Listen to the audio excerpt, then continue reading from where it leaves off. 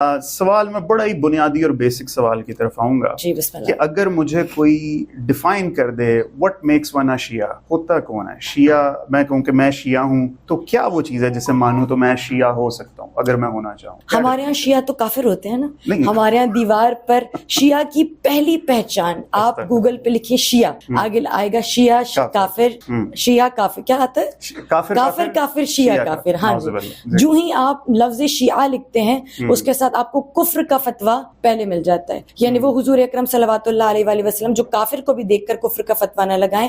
ہم وہ خوش قسمت تو ہیں مگر کہلائے جانے والے اور مانے جانے والے وہ بد نصیب لوگ ہیں جنہیں مسلمان بھی نہیں مانا جاتا. شیعہ تو بہت دور کی بات ہے، مسلمان ہی نہیں. ہمیں ایسا جو ٹائٹل لگتا ہے وہ کفر کا ٹائٹل لگتا ہے. سب سے پہلے جو یہ لفظ شیعہ ہے یہ ایسا نہیں ہے کہ آج کے دور بن گیا 250 سال 300 سال پہلے، نہیں. یہ جو لفظ شیعہ ہے یہ قرآن میں بھی آ چکا ہے. ان شیعتی ابراہیم، وہ ابراہیم کے شیعہ ہیں. ٹھیک ہے، ٹھیک ہے، فالوورز قرآن میں بھی آ چکا ہے. ہاں، لفظ سنی آپ کو میں اگر بڑی عام فہم گفتگو کروں تو لفظ سنی آپ کو قرآن میں ملے نہ ملے، لفظ شیعہ ضرور مل جائے گا. میں سنی سنائی کو مانے وہ سنی ہوتا ہے، میں تو بتا دیا یہ سنی کی ڈیفینیشن ہے. شیعہ کی بتا. ہاں، یہ جو لفظ شیعہ ہے یہ 4 لوگوں کے لیے استعمال ہوتا تھا. سب سے پہلے عنبر، ابو ذر، عمار یاسر اور سلمان و مقداد، 4-5 گروہ کے لیے لفظ شیعہ استعمال ہوتا تھا. کیوں؟ سب سے پہلے لفظ شیعہ ان لوگوں کے لیے استعمال ہوتا تھا جو رسول مبین صلوات اللہ علیہ وآلہ وسلم کے بعد حضرت امیر المؤمنین کو اصحاب میں سب سے زیادہ افضل سمجھتے تھے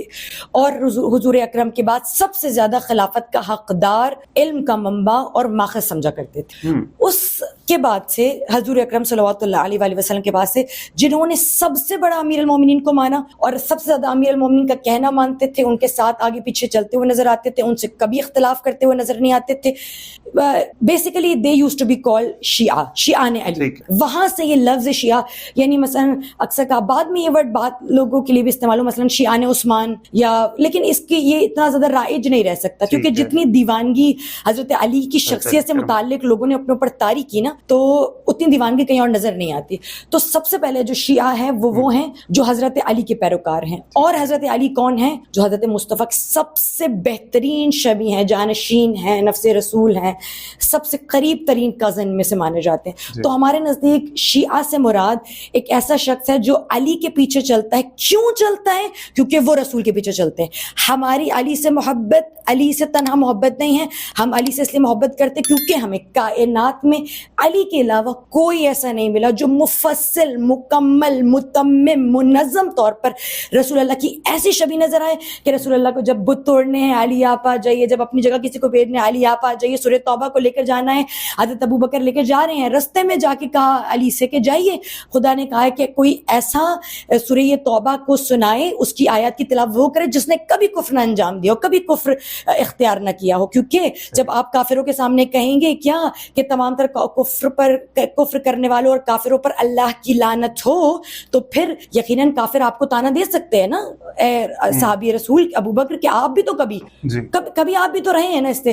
فقط وہ علی ہے جو اٹھا، جس نے جس گود میں پروان چڑھا وہ ایمان کی گود تھی، جس بستر پہ سویا وہ ایمان کا بستر تھا، جس سینے پر سویا وہ وحی کا سینہ تھا، جس دوش پر سوار ہوا وہ نبوت کا سینہ تھا. تو خدا کی قسم امیر المومنین اس کی مطلب امیر المومنین کی تمام فضیلتیں ایک طرف، and I am clearly I want to say کہ ہم امیر المومنین کی پیروی، ان کی فضیلت، ان کی اور ان کی محبت کسی بھی بیس پر اس کا سبب علی سے محبت نہیں ہے، اس کا سبب رسول اللہ کی پیروی ہے، اس کے علاوہ کچھ بھی نہیں ہے. تو شیعہ اس کو کہتے ہیں جو حضرت علی کرم اللہ وجہ سے محبت کرتا ہے، یہ جی. اگر اس کے علاوہ ہم سے کچھ کہا جاتا ہے شیعہ وہ ہیں، شیعہ کی ایک ڈیفینیشن ٹیکسٹ بک ڈیفینیشن چاہ رہا ہوں، یہ تو ہوگی ایک ایموشنل بات. حضرت علی سے میں بھی محبت کرتا ہوں، تو کیا میں خود کو شیعان علی کہوں تو آپ کو اعتراض تو نہیں؟ بسم اللہ. مجھے تو لگتا ہے کہ ہر شخص کو شیعان اپنے آپ کو باکردار ثابت کرنے کے لیے ہر شخص کو یہ کہنا چاہیے میں شیعہ علی ابن ابی طالب ہوں. باقی ٹیکسچوئل ڈیفینیشن یہی ہے کہ ایک شیعہ وہ شخص ہے کہ جو حضور اکرم صلوات اللہ علیہ وآلہ. اچھا، شیعہ کی بھی اب اقسام ہے نا. اب ہمارے نزدیک جن شیعوں کو ہم اون کرتے ہیں، جن شیعوں کو قرآن اون کرتا ہے، جو شیعہ واقعاً اصطلاحات پر صادر آتا ہے، وہ شیعہ اثنا عشری ہے. یاد رکھیے گا شیعوں میں مختلف ظاہر فقہ اور فرقے موجود ہیں، اور اس کے اندر جو شیعہ اثنا عشری ہے وہ حقیقتاً شیعان علی ہیں. اور اس سے مراد یہ ہے کہ جو رسول مبین کے بعد حضور اکرم کے جانے کے بعد امیر المومنین کو بلا فاصل مانگتا ہو, اور اس کے نزدیک باقی جو خلفاء ہیں وہ اصحاب تو ہوں گے مگر خلفاء نہیں, I'm so sorry, خلیفہ بلا فاصل صرف امام علی ہیں. اور اس کے بعد ایک 11 ائمہ کی پوری سیریز ہے تا امام مہدی, اور ہم علی اول سے لے کر امام مہدی تک کی پوری سیریز کو, پوری چین کو ماننے والے ہیں. جو ان پر مفصل ایمان رکھتا ہے وہ شیعہ اثنا عشری ہیں. اس کے علاوہ علی کو اللہ نہ کہتا ہو, یہ اس بات کو بالکل وہ لوگ نصیری اور غالی جو جی وہ شیعت کی ڈیفینیشن میں نہیں آتے. جو 6 امام کو مانتے ہیں وہ بھی شیعت کی ڈیفینیشن میں نہیں آتے.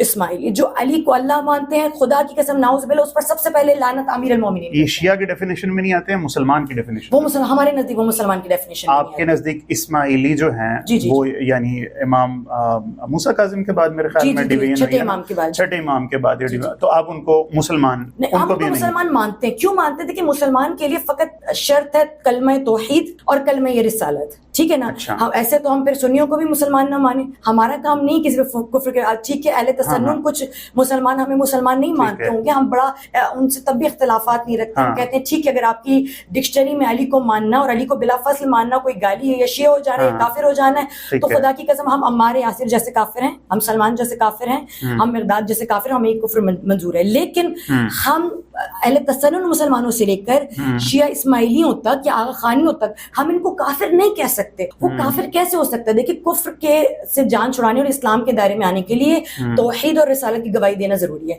یہ 2 گواہی اگر کوئی دیتا ہے وہ ہمارے نزدیک مسلمان ہے, قابل احترام ہے, اس کی جان مال ہم پر حرام ہے, ہم اس کی جان مال عزت اور آبرو کو کوئی ہاتھ بھی نہیں لگا سکتے. وہ ہمارے نزدیک بے آبرو مسلمان. ٹھیک ہے, اس بات پہ پکے رہنا. ہاں بالکل پکے رہنا پڑے گا.